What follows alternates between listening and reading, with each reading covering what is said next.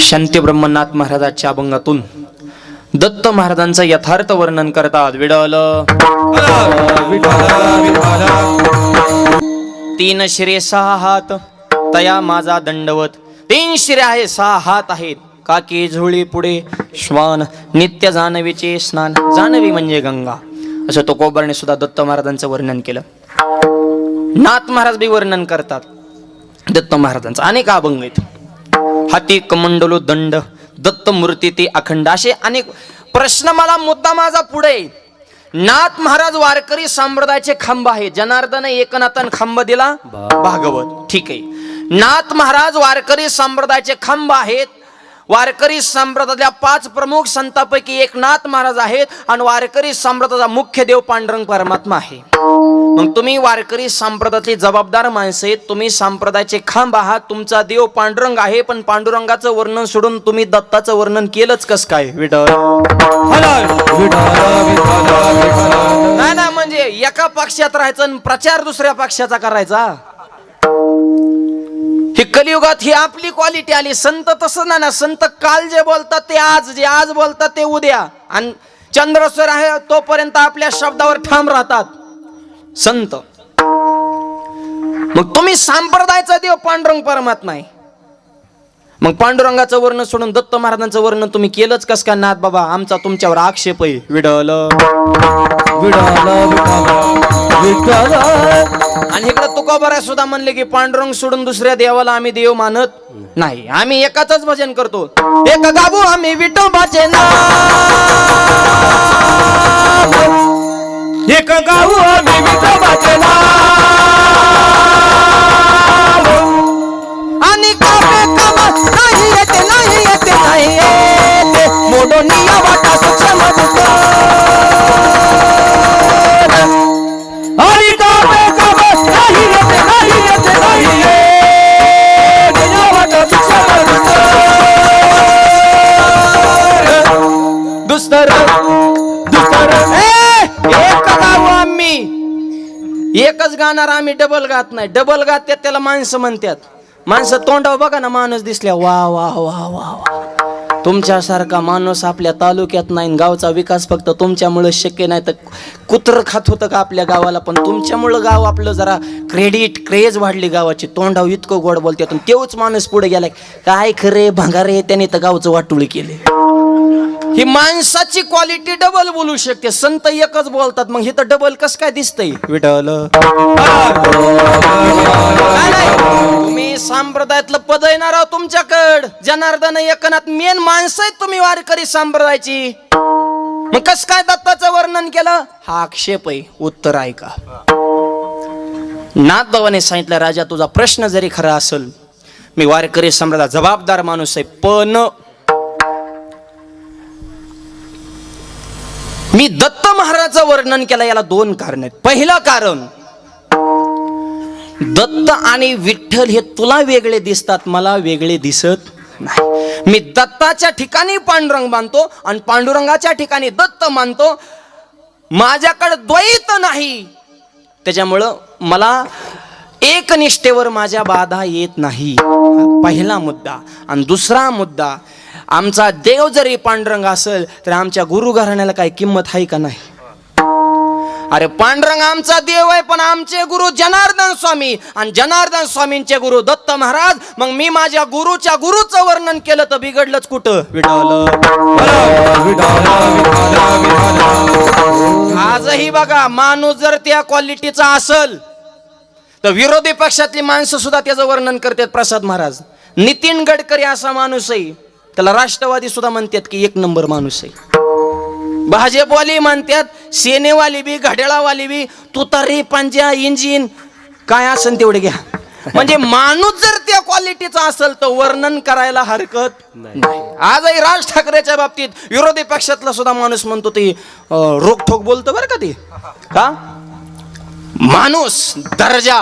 पवार साहेबांच्या बाबतीत आजही ठराविक मुद्द्याचं चिंतन काढलं. शेतकऱ्याच्या बाबतीत, महिलांना आरक्षण देण्याच्या बाबतीत, तर विरोधी पक्षातले माणसं सुद्धा त्यांचं वर्णन करतात. याचं कारण, ज्या माणसाचा मोठेपणा ज्या तत्वावर आहे ते तत्व समाजाला मान्यच करावं लागतं. निष्ठेला बाधा येत नाही.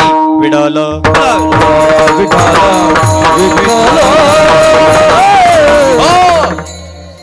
अर्थानं माझ्या गुरुचे गुरु दत्त महाराज आहेत, म्हणून मी त्यांचं वर्णन केलं. आणि जे वर्णन केलं ते आजच्या अभंगात विडवलं.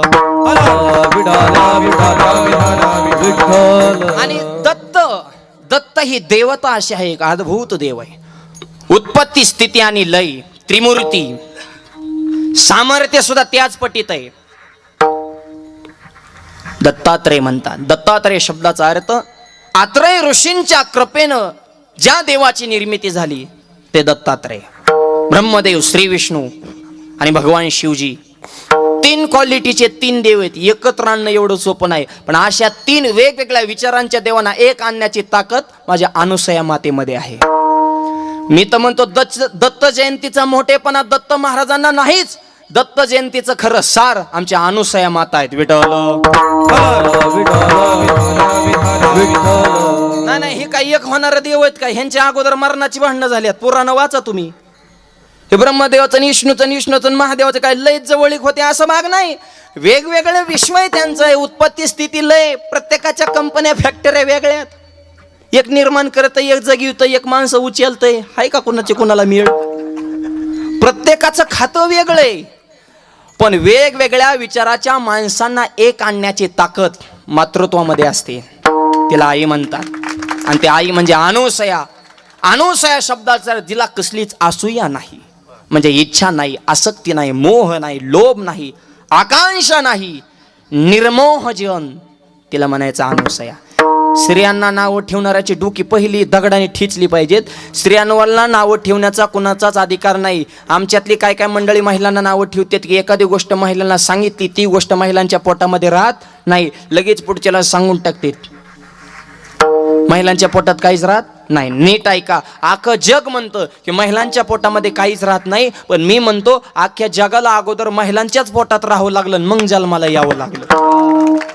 देव जरी असेल तरी म्हणा घे बरं डायरेक्ट अवतार. नाही ना, लय कृष्ण मोठा घेतला का डायरेक्ट अवतार? आधी देवकी मातेच्या कुशीत आजार घ्यावा लागला. रामाला सुद्धा कौशल्य मातेच्या पुढे हात जोडावे लागले. आणि दत्त महाराज सुद्धा अनुसया मातेमुळे निर्माण झाले. ही स्त्री शक्तीची पावर आहे. विठ्ठल म्हणून तर सरकारने त्यांना पगार सुरू केलाय.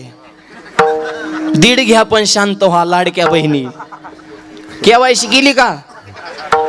करून घ्या, नाही तर मग आयुष्या लाभवत चुकला आणि तुका म्हणे वाया गेला. मध्ये 2 हप्त्याला उशीर झाला तर काय काय बहिणीला टेन्शन मध्ये गेल. त्या मलाच फोन करायच्या, माऊली हप्ता. अगं म्हणलं सप्ता बघ ना, कवर हप्ता. लाडकी बहीण लाडका दाजी तर लय टेन्शन मध्ये. या OTP यायना, लॉग इन व्हायना, KYC व्हायना, आधार कार्डला मोबाईल नंबर लिंक व्हायना, फुल टेन्शन मध्ये. दाजीला वाटतंय तेवढंच प्यायला होत्या ना आपल्याला.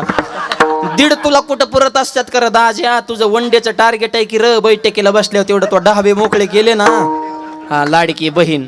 बहिणीचं भावाले प्रेम असतं. संसार बघा महिला म्हणते किती चिकाटीनं करतात. संसार करताना तेलातलं पैसे काढतात, मिठातलं काढतात, जिरीतलं काढतात, मोहरीतलं काढतात, नवरच्या खिशातलं काढतात, पैसे काढतात, गल्ला गोळा करतात, माहेरला जात्यान, साडी घेताना का गावाला सांगतात माझ्या भावानं घेतली.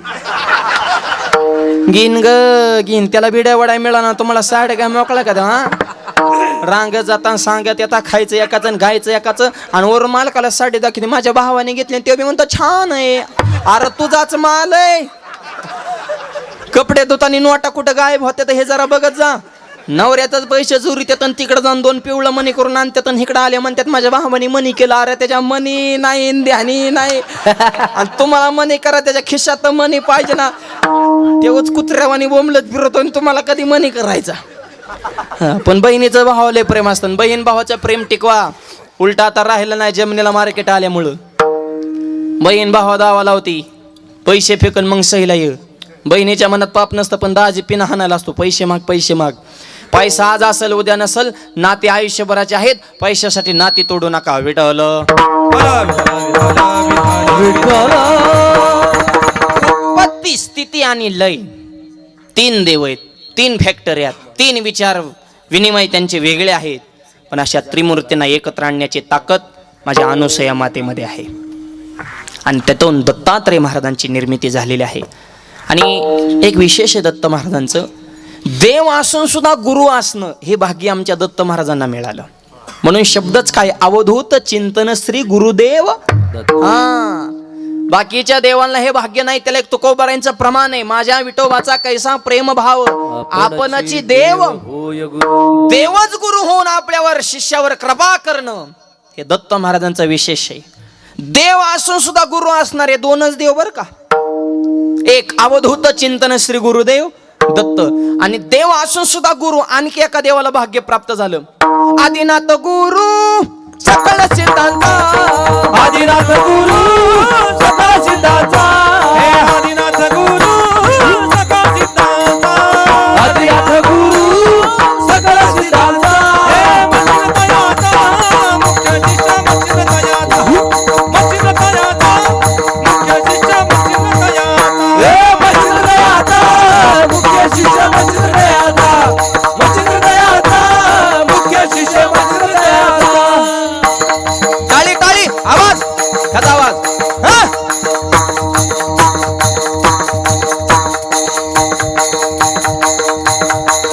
हे मच्छिंद्र दयाचा मुख्य शिष्य मच्छिंद्र दयाचा. हे मच्छिंद्र दयाचा मुख्य शिष्य मच्छिंद्र दयाचा.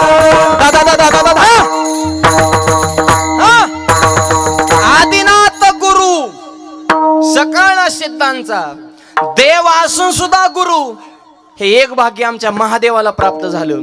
आणि तेच दुसरं भाग्य अवधूत चिंतन श्री गुरुदेव दत्त.